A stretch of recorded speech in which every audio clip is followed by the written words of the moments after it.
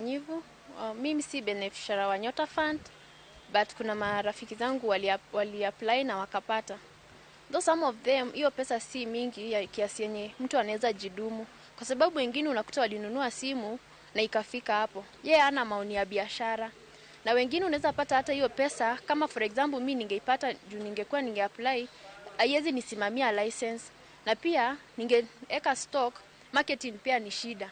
Juu watu hawanijui hawezi kuja kununua vitu zangu, juu pia itahitaji ni market. So chenye ningeomba ni serikali iongeze pesa za kusaidia youth. Kama mtu saizi unipe 50,000, najua naweza chukua license na nichukue stock kwanza na ni market na watu wakuje wanunue, na hiyo pesa inaweza rudi.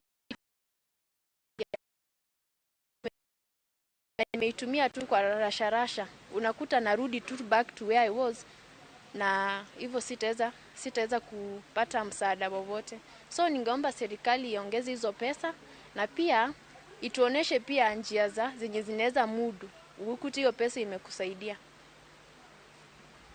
Kwa majina naitwa Festus Mwanza.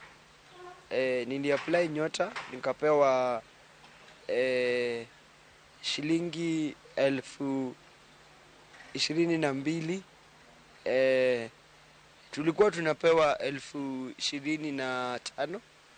3,000 zikaingia kwa wallet na hizo zingine tukapewa through pochi la biashara.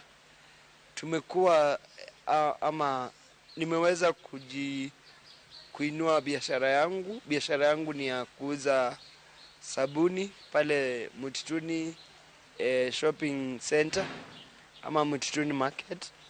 Na Nyota Fund imenisaidia kufanya mambo kadhaa kwa biashara yangu.